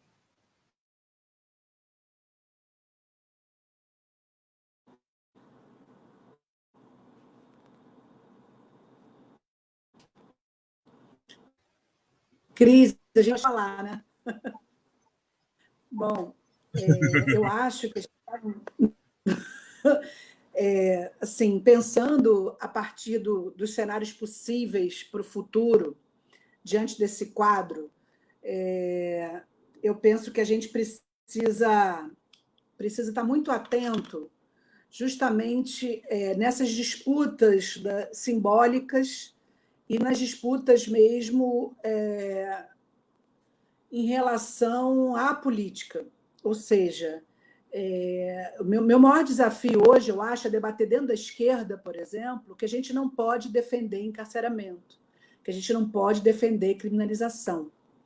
Porque enquanto esse aspecto moralizante, né, e simbólico tiver no discurso, e se a gente mesmo atribui ao sistema penal alguma possibilidade de resolver algum problema, não vai adiantar quando a gente disser que a gente precisa tratar de forma humanitária os presos, porque você projeta um sentido e você projeta um discurso de ódio em relação a uma categoria de pessoas. Então, assim, eu acho que a gente precisa, nesse cenário do Moro, entender, e aí marcando os personagens, né? Vejam os personagens. É o Osmar Terra, que é o terraplanista, o mesmo que diz que tem epidemia de crack, que é dar dinheiro para a comunidade terapêutica, pegar o fundo público e dar para a igreja, e dar para organizações que não têm um mínimo de controle, né? É o Moro, que aposta no discurso simbólico contra a corrupção, só que é uma corrupção absolutamente seletiva, porque aí o Queiroz, que essa altura na epidemia sumiu mesmo, né? Onde está o Queiroz? Mas que então ele relativiza quando alguma acusação de corrupção contra aqueles que estão do grupo dele e potencializa em direção à esquerda. Esse mesmo Moro, esse mesmo Osmar Terra, esse Bolsonaro que também defende ditadura militar, defende torturador, eles estão ainda estão no poder, estão associados para a população negra que está representado hoje pelo sistema penitenciário. Então, quem está localizado no sistema penitenciário? O que a gente está vendo nessa epidemia, gente, é política, é necropolítica, para usar aqui. Depois o Felipe pode falar um pouquinho mais sobre isso também. É necropolítica porque vai deixar morrer as pessoas, porque não vão receber renda básica, né? Ele quer salvar a empresa por meio de medida provisória imediata para dar dinheiro para a empresa. E suspender salário e reduzir salário do trabalhador. E, ao mesmo tempo, a renda básica, que é aquela população que não tem nem direito a fazer quarentena, essa renda básica veio por projeto de lei, que agora não sabe quando, vai acabar a epidemia e ninguém vai receber renda básica. mas as empresas já têm isso garantido. E quando chega no presídio, era esse ponto que eu queria chegar, se já não tem equipamento, se não tem máscara, se não tem álcool gel, se não tem sabão, se não tem água, como é que a gente vai ter condições de manter pessoas presas nessa epidemia? Por mim, inclusive, tinha que soltar todo mundo. Tinha que soltar todo mundo. Podia ficar uma pessoa presa. Não tem condições de manter pessoas em condições humanas, nem fora de uma epidemia, nem dentro de uma epidemia. Aí podem falar, não, professora, vamos soltar aí os grandes traficantes e tudo. Ok. A gente não está também querendo soltar todo mundo, embora em tese, para ser coerente e humanitário, tinha que soltar todo mundo. Vamos fazer uma distinção. Vamos soltar somente os grupos de risco, as mulheres, as crianças, as pessoas presas sem violência ou grave ameaça, os idosos, os HIV positivos, os imunossuprimidos. Nem isso essa galera defende que solte. Então é para morrer. É para o cara morrer. Agora, e aí, Felipe, eu posso já passar uma pergunta para o Felipe direto? A gente tem que falar de uma portaria também ali do CNJ, junto com o Ministério da Saúde, que é dispensa, inclusive, para enterrar corpos do atestado de óbito. Porque vai morrer gente em presídio e vai ser que nem na ditadura, ninguém vai saber, o número vai ter que fazer uma comissão da verdade 50 anos depois para descobrir quem morreu na epidemia e morreu de quê, porque não tem testagem no presídio. Então, quando o Moro diz que também não tem gente com epidemia, com portador do coronavírus, imagina, se você em hospital privado não está fazendo teste, quem vai testar preso? Então, é necessário cobrar também medidas. Se esse ministro que quer deixar as pessoas presas, então que garanta o mínimo de condições. Mas ele não, ele quer deixar as pessoas presas e a gente sabe que não vai ter teste, que não vai ser acesso a serviço, que não vai ter nada. Então, é um genocídio de andamento, a gente não pode se calar. É muito grave o que está acontecendo. Olha, eu acho essa questão do atestado de óbito é muito preocupante, porque o Brasil tem um sistema de registro de mortes muito ruim ainda. Ele é um sistema, o Ministério da Saúde tem um esforço grande, histórico, no aprimoramento desses registros, mas o sistema, a integração entre os sistemas de registro de morte no Brasil, entre o sistema cartorial e o sistema de saúde pública, é muito ruim, né? Então, aí você tem pessoa que morre, mas que o CPF continua ativo. Tem problemas aí entre a integração entre o sistema de Receita Federal, sistema dos cartórios extrajudiciais, do sistema de saúde pública, e isso gera inúmeros problemas. E gera a facilitação de que haja tantos desaparecidos no Brasil. O Brasil tem um número de desaparecidos assustador, fora dos presídios e também dentro dos presídios. Existe um número muito grande de pessoas que desaparecem. As pessoas são mortas e não há qualquer registro sobre as suas mortes, seu corpo jamais aparece. Isso é um prato feito para o fortalecimento das milícias, porque a milícia se alimenta de corpos que desaparecem do mundo sem que haja qualquer registro. Essa é a matéria de trabalho das milícias. As milícias funcionam porque cada corpo que some é um punhado de votos que cai na urna do político que se alimenta da milícia, é algumas centenas de milhões de reais que caem na conta dessas pessoas, como foi a morte, como foi a história do miliciano Adriano da Nóbrega, que era um especialista em matar e em fazer desaparecer pessoas. Até que ele mesmo foi desaparecido numa controversa operação cuja ação da polícia não foi explicada. Mas o que eu quero chamar a atenção disso que a Luciana trouxe?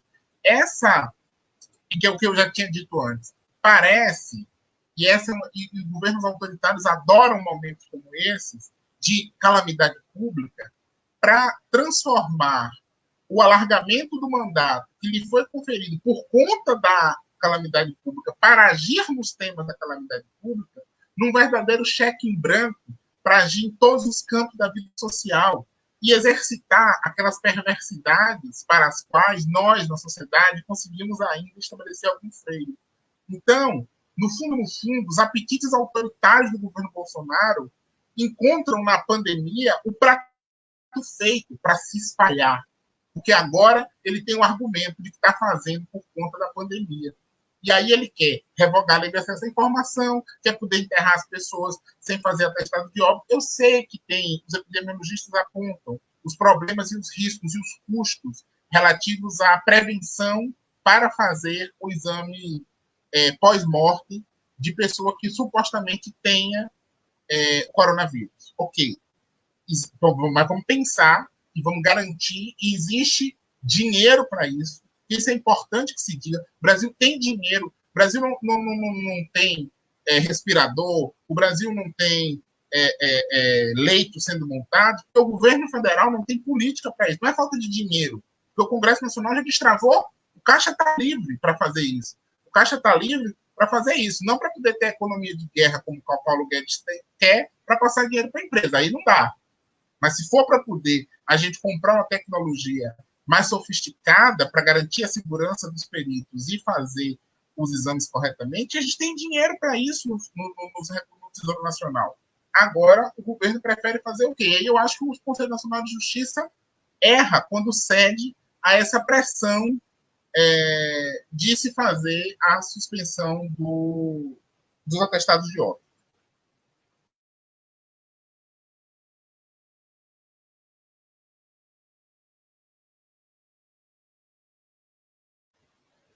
Cris, você tem que ligar o som, Cristiano.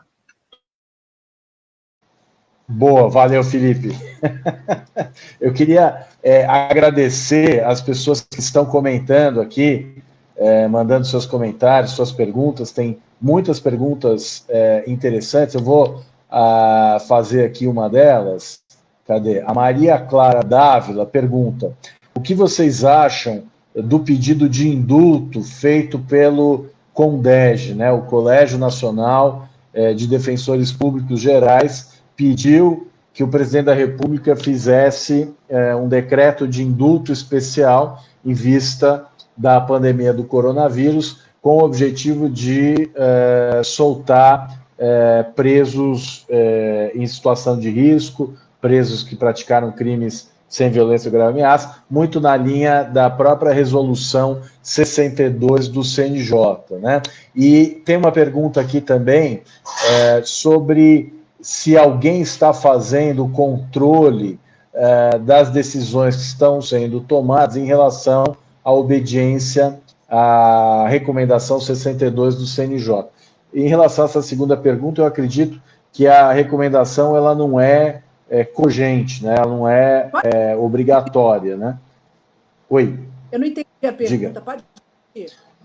Eu vou repetir. A primeira o que vocês acham do pedido de indulto feito pelo Colégio Nacional de Defensores Públicos Gerais. A segunda é em relação, o José Boff pergunta, como está sendo o monitoramento em relação ao cumprimento da recomendação 62 do CNJ, que justamente sugere aos juízes de execução penal que concedam a liberdade sempre que possível e que restringam a novas prisões, sejam elas cautelares, sejam elas prisão-pena, apenas a casos excepcionalíssimos, né? Então ele pergunta se está havendo algum monitoramento e o que vocês pensam em relação ao pedido de indulto.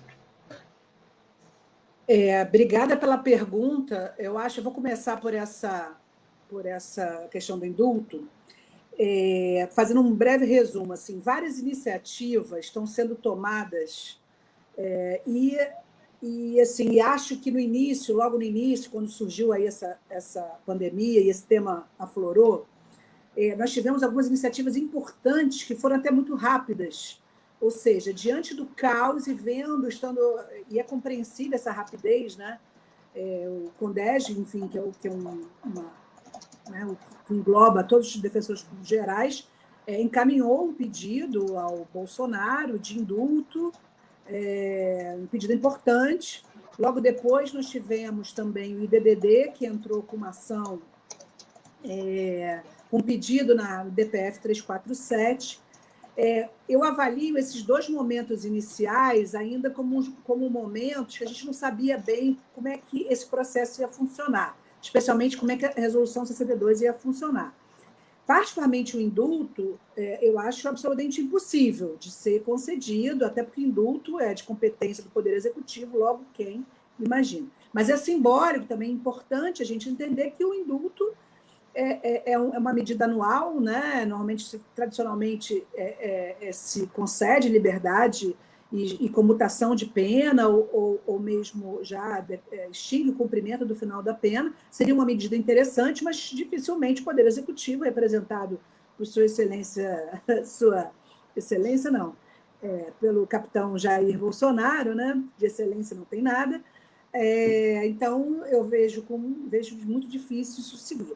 Por outro lado, a questão da resolução 62 do CNJ, eu não sei como isso está funcionando, mas o fato é que o próprio CNJ, numa resolução que agora me falha a memória, depois eu posso afirmar aqui o número, criou uma comissão de acompanhamento que é formada, em sua grande parte, por desembargadores e membros do CNJ. Salvo engano, quem é de fora seria a OAB e talvez a Procuradoria-Geral da República.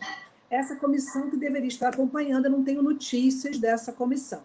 Porém, na nossa petição, nossa, que eu digo, do PSOL junto com o IBCCRIM e outras organizações, as Defensorias do Rio de São Paulo e o Conectas, nós pedimos, inclusive, que fossem pedidas pelo Supremo informações ao STJ e aos tribunais estaduais sobre o cumprimento da resolução 62. Essas informações fossem encaminhadas para essa comissão do CNJ. Então, também que o Supremo tem essa responsabilidade. Lu.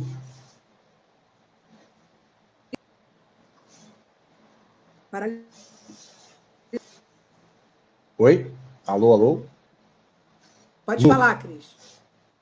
Não, então, aqui nos comentários, a Ana Pereira está dizendo o seguinte, que em relação ao monitoramento da recomendação 62, o CNJ vem fazendo levantamento via o programa Justiça Presente. Mesmo considerando as limitações existentes em cada território, também estão sendo instaurados os grupos interinstitucionais de monitoramento de prevenção à Covid-19, né? Então, a Ana Pereira, que nos assiste, está nos ajudando aqui, trazendo essa informação. Pode continuar, Lu. Desculpe interromper.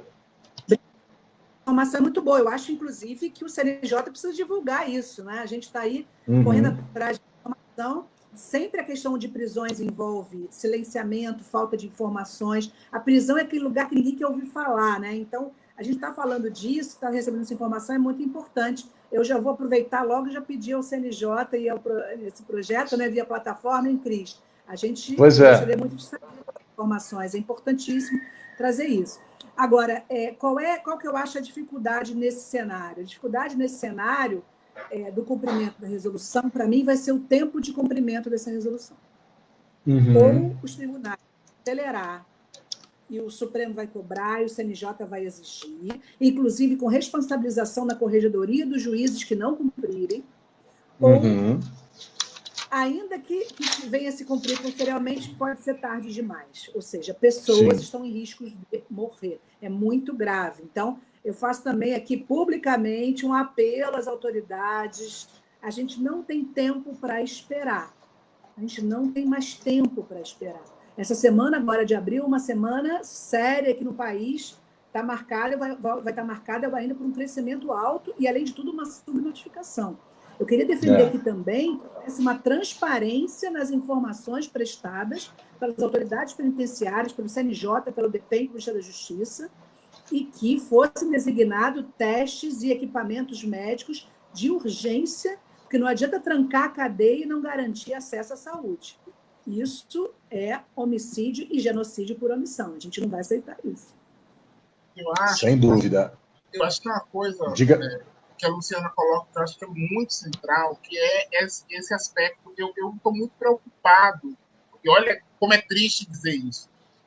Eu deveria estar feliz com o fato de o DPEM, o Departamento Penitenciário Nacional, ter criado um painel inclusive muito bem diagramado. Geralmente, coisas que produzem genocídio são sempre muito bem diagramadas. E aí que tem lá um monte de cor e tal, com os dados aparentemente atualizados com algum nível, deveriam ser, com algum nível de transparência para informar as contaminações nos presídios, eventuais óbitos, etc.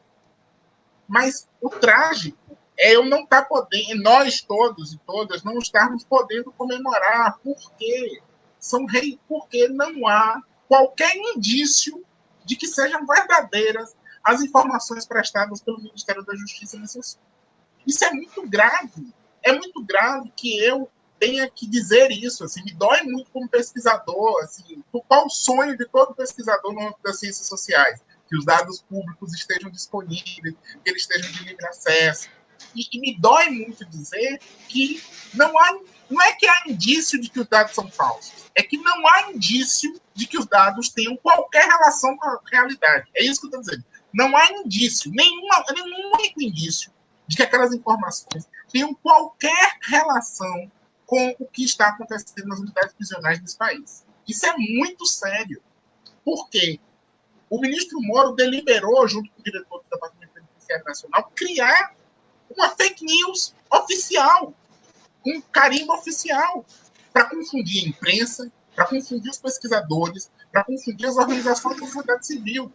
Não há uma matéria jornalística, dos jornalistas especializados na área, que corrobore as informações que estão prestadas na telepainel. Não há um pesquisador que corrobore aquela informação. Não há uma associação de familiar e amigo de preso no país que corrobore aquelas informações. Então, quem corrobora aquelas informações? Elas não são informações verdadeiras, porque elas são baseadas apenas.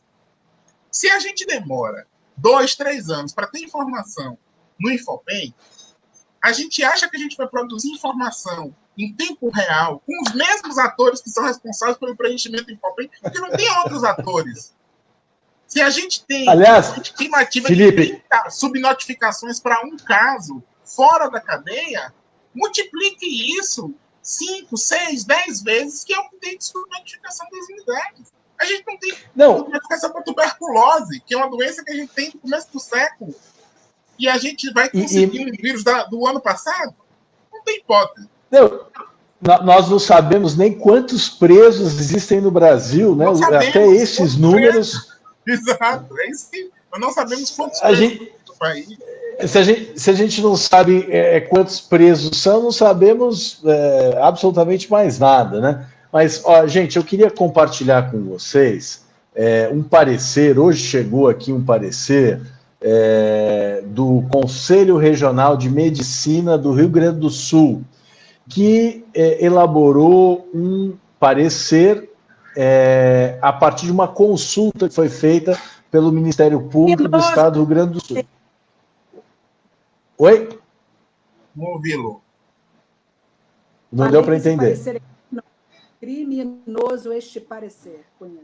Pois é. Esse parecer, feito a pedido do Ministério Público do Rio Grande do Sul, pedia que o Conselho Regional de Medicina do Rio Grande do Sul se manifestasse sobre o perigo de contágio de presos provisórios e definitivos que se encontram um grupo de risco permanecerem recolhidos no sistema prisional diante da pandemia do coronavírus. E aí, o Conselho Regional de Medicina do Rio Grande do Sul fez aqui um parecer que chega à seguinte conclusão: eles recomendam que durante o período de enfrentamento da emergência de saúde pública, os custodiados, principalmente os pertencentes ao grupo de risco, mantenham-se recolhidos no sistema prisional, ambiente no qual sua condição de saúde é constantemente monitorada. O que a gente pode falar sobre esse parecer?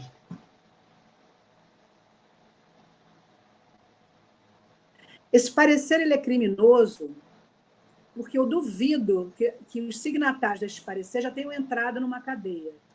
E se entraram, eu gostaria que me dissessem qual cadeia é capaz de garantir essas recomendações que eles estão fazendo. E é criminoso porque isso vai ser instrumentalizado para negar uma política pública de desencarceramento. É necessário a gente interpelar, e eu estou aqui publicamente desafiando, como é que é o nome? Depois fala o nome dessas pessoas aí, publicamente desafiando essas pessoas a comprovarem, a terem a responsabilidade de fazer uma afirmação como médicos, de comprovarem isso que eles estão... É muito grave isso. Pode ser até médico bolsonarista, mas o cara fez um julgamento de Hipócrates, gente. Que isso? Defender a vida, ele está defendendo que as pessoas morram. Eu vou fazer agora, a onda é petição online, vou fazer uma petição online, que não é possível fazer uma petição online. Eu não gosto de petição online, não, mas assim, para indicar que essas pessoas se justifiquem e assumam e respondam por essa recomendação. Isso é muito grave. Isso é criminoso. É criminoso que vai ter lá o delegado, vai ter lá o agente penitenciário responsável pela cadeia, que vai dizer assim, não vou soltar, não. Aliás, esse parecer a gente tem que caminhar para o CNJ também. Esse parecer foi para onde? A gente não sabe bem, eu também recebi esse parecer. Esse parecer está na vara de execuções penais de Porto Alegre? Eu tenho a impressão de que o Ministério Público do Rio Grande do Sul vai usar esse parecer para combater a recomendação 62 do CNJ, né, e dizer que os presos estão melhor presos do que cumprindo prisão domiciliar ou medidas alternativas. Né? Tenho a impressão... Não é a base, aliás, é um parecer que não tem base. Pois diga. Eu acho que em momentos de crise como esse que a gente vive, a gente começa a fazer também algumas distinções políticas e que não dizer a verdade, assim, e que se omitir e assumir um lado a favor da morte é a mesma coisa. Não tem diferença alguma. Os médicos que assinam esse parecer e os médicos que se calam diante desse parecer. Não tem distinção alguma entre os procuradores da República que aderem à posição de Augusto Aras de conivência e de participação nos absurdos do governo federal e aqueles procuradores da República que se calam. Eu acho que também é importante a gente, do ponto de vista político, entender que não vai haver muro que fique de pé, porque as crises produzem isso na história da humanidade.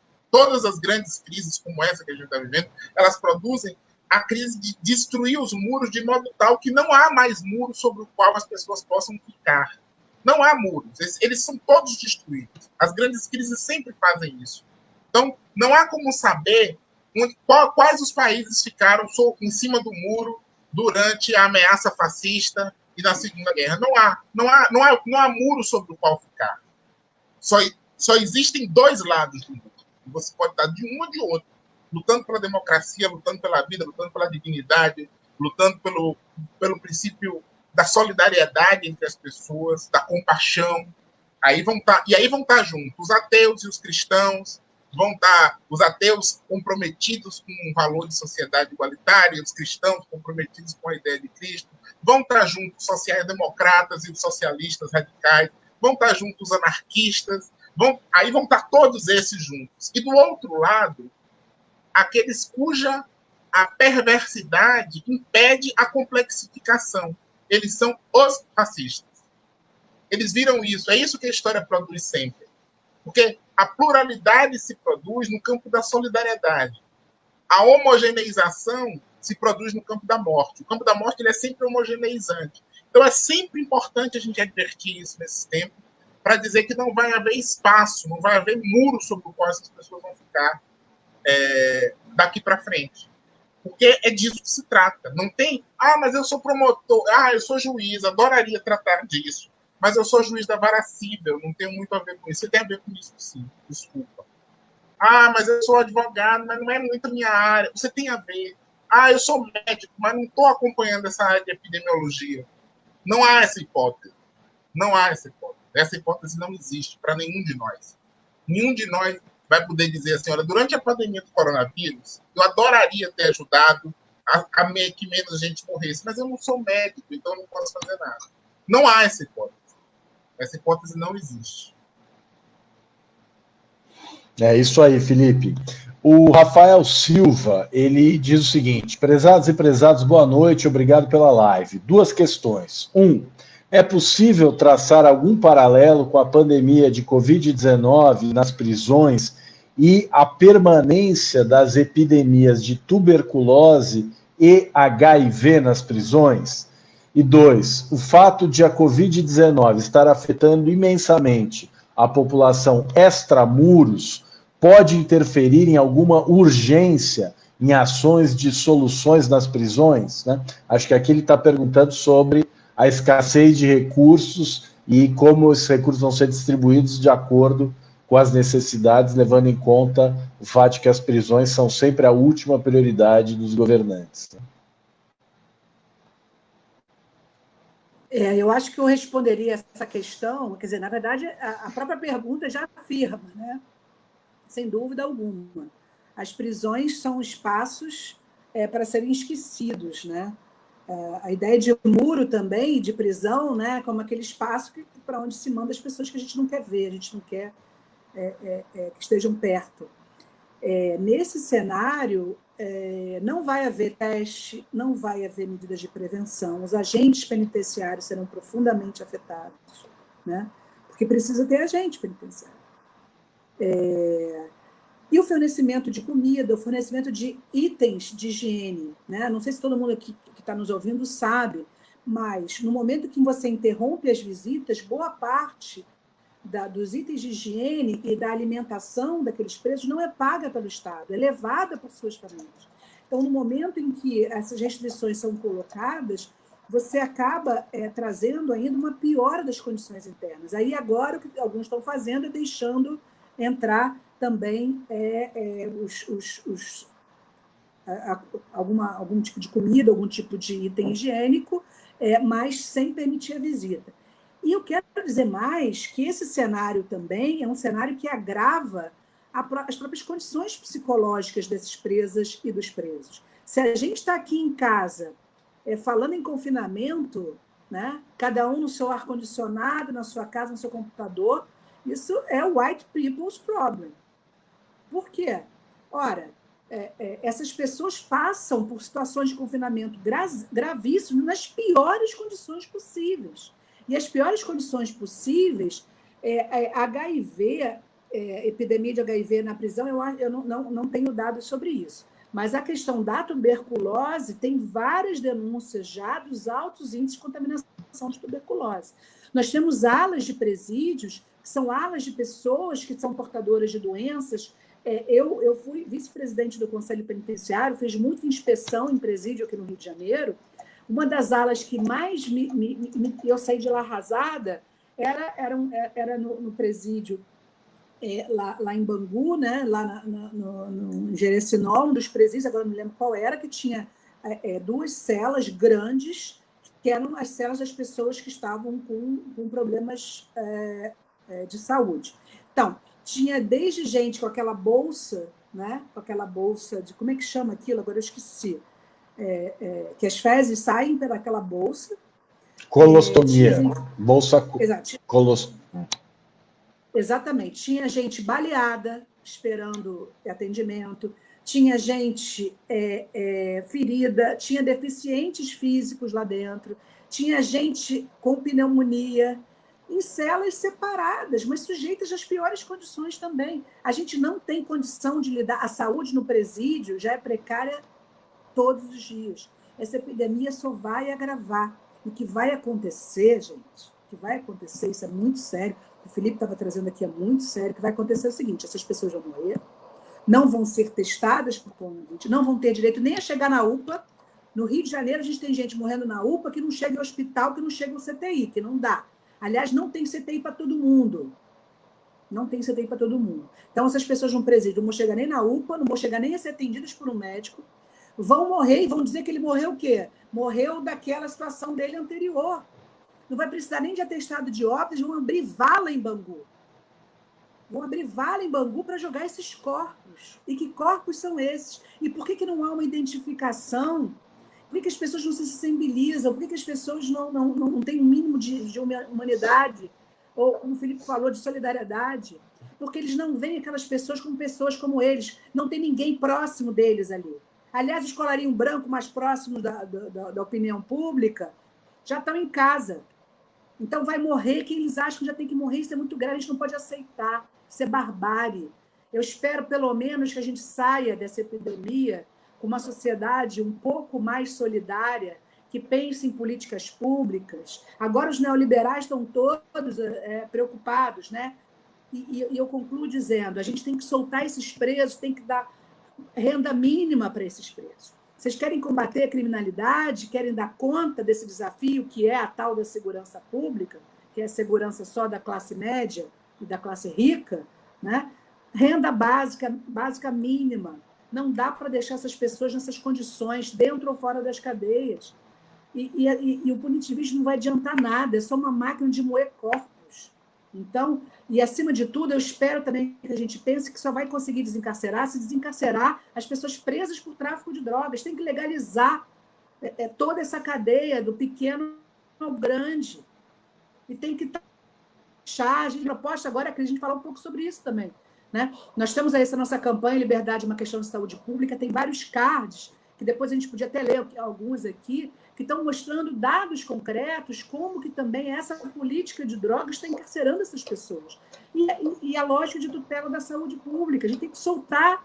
Não pode ter mãe grávida presa, não pode ter idoso nessas condições. Mas não pode ser só na epidemia. A gente tem que começar na epidemia e soltar, mas a gente tem que ampliar e tem que pensar num mundo diferente. A gente tem que romper com essa lógica, esse capitalismo que se alimenta dessa lógica do extermínio, da necropolítica e, acima de tudo, da desigualdade. Desigualdade que vai ser mantida com essas políticas desse governo. Governo irresponsável. Mas, acima de tudo, um governo que reproduz a mesma lógica que nós temos nesse país há mais de 520 anos. Enquanto você falava, Lu, eu olhei aqui, o presidente falou há pouco na sua TV pública, né, que é a Jovem Pan, que é o veículo de comunicação dele, ameaçando as pessoas, dizendo, olha, eu tenho um decreto na minha frente que eu posso assinar a qualquer momento, mandando as pessoas voltarem a trabalhar nas atividades essenciais para colocar o pão na sua casa. É isso que ele disse. Como que ameaçando as pessoas, dizendo, eu tenho um decreto pronto, se vocês me apertam muito, eu posso a qualquer momento assinar. Essa é a lógica. Eu acho que o nosso mediador caiu, sumiu aqui, Cristiano. Agora a gente vai com a mesa de autogestão. Mas o que eu acho que é muito sério é que a gente tem um desafio colocado aí de conectar, de dizer assim, o momento da crise sanitária, da crise de saúde pública, os governos não estão desligando os seus radares da disputa política. Então, Bolsonaro está aproveitando desse momento para fazer disputa política na sociedade e para escalar com medidas autoritárias. Então, por que eu estou chamando a atenção disso? É que nós precisamos produzir no nosso campo um movimento semelhante, aí o Cristiano voltou, um movimento semelhante em sentido contrário. Enquanto o governo federal orquestra uma estratégia de fechamento autoritário, nós temos que formular uma pressão social de dizer que nós só superamos essa crise com a abertura democrática, com mais democracia, com mais participação, e no caso específico da questão das drogas, com uma política de drogas, que a gente não tem hoje. O que a gente tem hoje é efetivamente o total descontrole sobre o comércio e consumo de drogas no país, produzindo mortes aos milhares de pessoas todos os dias, produzindo lucros exorbitantes para uma indústria que se beneficia da ilegalidade, porque cobra os seus lucros com vidas humanas, como eu falei antes, que é a milícia que começa a se expandir para também comercializar droga, que começa a entender que isso é um mercado rentável, que começa a associar isso à disputa política local, à eleição do vereador, de um deputado. Então, esse jogo precisa ser trazido ao debate público, porque é esse jogo que produz as condições para que os governos possam, em momentos como esse, gerar em níveis absolutamente assustadores as mortes que eles estão gerando e vão gerar. Eu estou muito preocupado mesmo assim, com o que vai acontecer no Brasil, obviamente, mas em particular nos presídios. Pode ser assim, todo dia, e olha a situação que a gente chegou, eu todo dia rezo para Bolsonaro estar certo e, de fato, as projeções de todo o mundo estarem erradas. Porque se todos os especialistas, os grandes cientistas, os grandes epidemiologistas, os grandes infectologistas do mundo estiverem corretos, o que nós vamos assistir é um massacre. É alguma coisa jamais vista na história da humanidade. Quem imagina, e nós conhecemos, nós três aqui estamos conversando, conhecemos muitas dessas unidades, o Complexo do Curado, o Presídio Central, Urso Branco, Pedrinhas, as prisões de Brasília. A gente conhece essas unidades, conhecemos o Jericinó, conhecemos Bangu, a gente conhece essas unidades, a gente já visitou essas unidades, a gente sabe como elas funcionam. O que pode ser produzido ali é alguma coisa que eu acho que não tem precedente na história da humanidade, em termos de vidas humanas. Não tem. Porque não há... Se é verdade o que a comunidade científica mundial está dizendo em velocidade da propagação do vírus, se é verdade isso, basta que haja uma contaminação para que toda aquela população seja contaminada. E se essa população for contaminada, toda essa população é grupo de risco. Nós três já visitamos presídio, quem está assistindo a gente que já visitou sabe. Uma cena clássica do presídio, quando você entra, e isso é no Brasil inteiro, dos presídios menos piores aos mais trágicos, todos eles. Quando você entra no presídio, é você ouvir uma tosse seca no fundo da ala, que é de uma pessoa com, às vezes, um pouco mais velha, né? Não pega ali aquela faixa, mas é um clássico, assim. Eu não me lembro, eu não sei quantas vezes eu já visitei presídio na minha vida, e não me lembro de alguma vez eu já ter entrado no presídio e não ter sentido aquele cheiro horrível que é o cheiro do descaso com a vida humana. E aquele barulho insuportável da tranca que bate e daquela pessoa com a tosse seca no fundo da cela. Isso está na cabeça de todo mundo que já entrou na unidade prisional alguma vez na vida. Todo mundo. E olha que eu já visitei muita cadeia, é um clássico. E aquela tosse seca é necessariamente uma tuberculose, uma pneumonia, um problema respiratório de alguma ordem que vai se transformar em morte. É disso que nós estamos falando. Então, eu não vejo, juro para vocês, assim, eu não vejo caminho para que não haja um efetivo desastre de proporções incomparáveis na história da humanidade dentro dos presídios brasileiros. Para reduzir o tamanho disso, o único modo que eu vejo é a gente tentar reduzir o número de pessoas ali dentro de forma rápida, emergencial. Rápida, emergencial.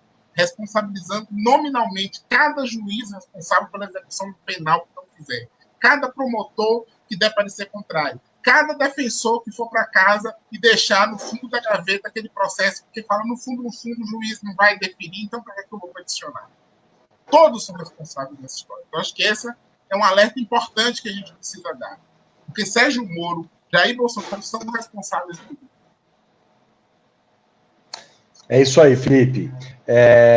A Lu Boatê mencionou a campanha da plataforma Coronavírus e Prisão, Liberdade é uma Questão de Saúde Pública, e os cards da campanha estão no site da plataforma, que é o pbpd.org.br. Alguns dos cards, né? Na prisão, o risco de contrair tuberculose é 28 vezes maior, enquanto na população geral a tuberculose varia de 10 a 74 casos por 100 mil habitantes. Na população prisional, esses números variam de 280 a 2.072. Se com a tuberculose é assim, imagina com o coronavírus, tendo em vista que tanto a tuberculose como o coronavírus têm um modo de transmissão muito semelhante, né? A gente diz também, segundo a OMS, os sintomas do Covid-19 são parecidos com os da tuberculose. Sem ter como testar todas as pessoas presas, a liberdade deve ser prioridade. Na prisão, é impossível seguir as recomendações de prevenção ao coronavírus, em especial o isolamento social. A água, por exemplo, é racionada e o álcool é proibido. Uma das recomendações da prevenção ao coronavírus é evitar aglomerações. A taxa de superlotação das prisões brasileiras é de 166%. Em alguns estados, chega a 230%. É impossível garantir o direito básico à saúde na prisão. Mulheres gestantes e mães de crianças até 12 anos, pela lei, já têm direito à prisão domiciliar. Em meio à pandemia do coronavírus, é ainda mais urgente que esse direito seja garantido.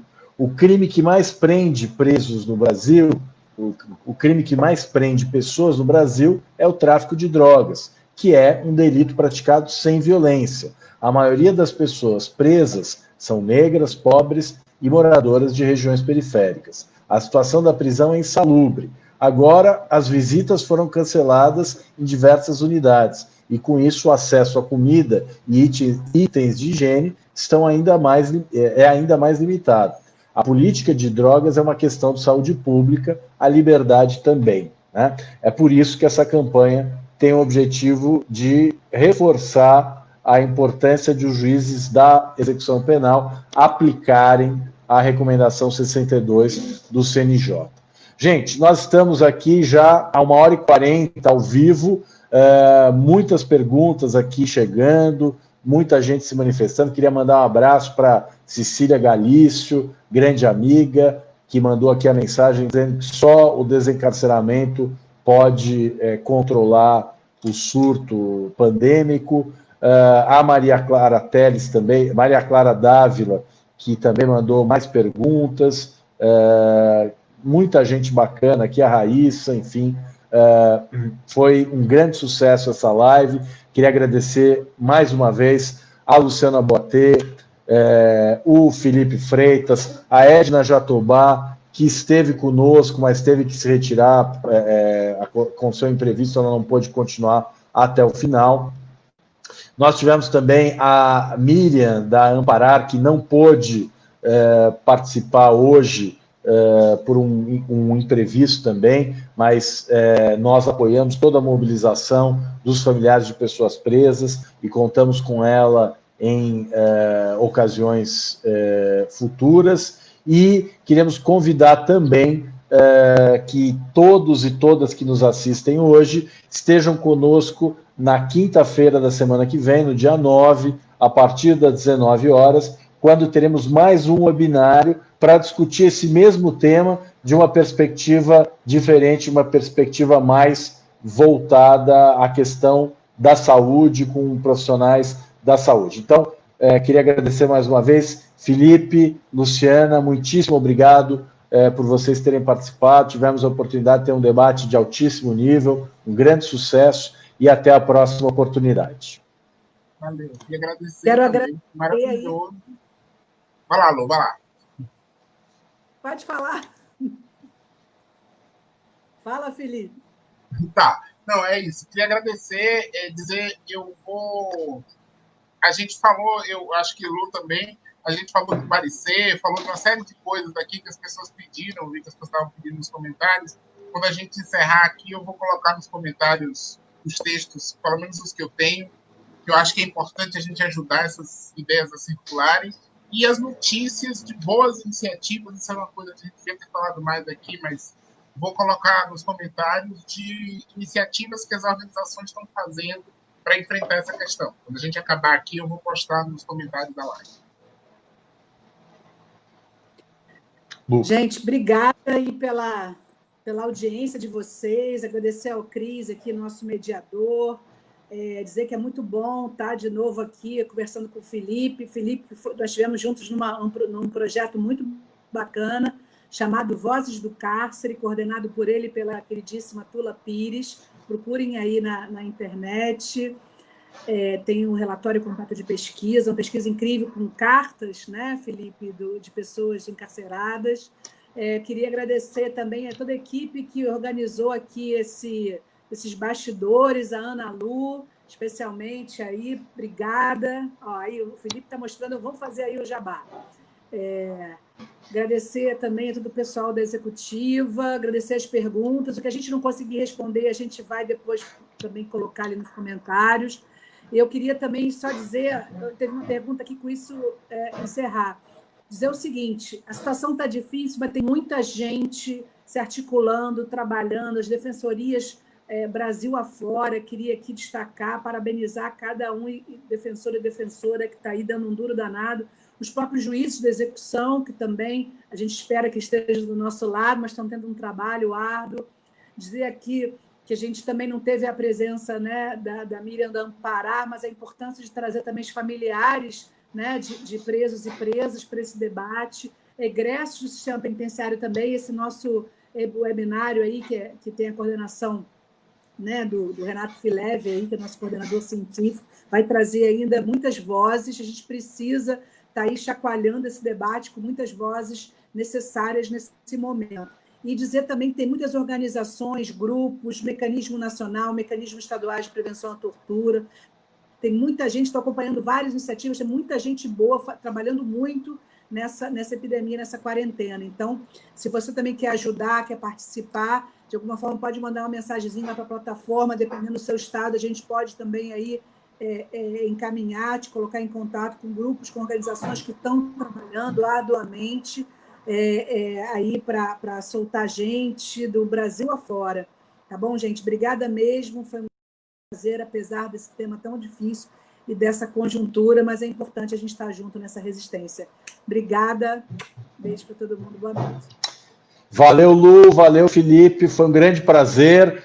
Compartilhe nas nossas redes sociais da plataforma, no Facebook, no Twitter, no Instagram. Se você tiver alguma notícia sobre esse assunto, manda para a gente também. Nós estamos publicando uma série de notícias que têm sido publicadas na imprensa, países que têm libertado presos, estados onde também decisões concedem prisão domiciliar a presos, a questão de notícias sobre a infecção nos presídios, nos ajude a romper essa barreira da opacidade que o governo tenta colocar, impedindo a transparência sobre dados a respeito do coronavírus na prisão.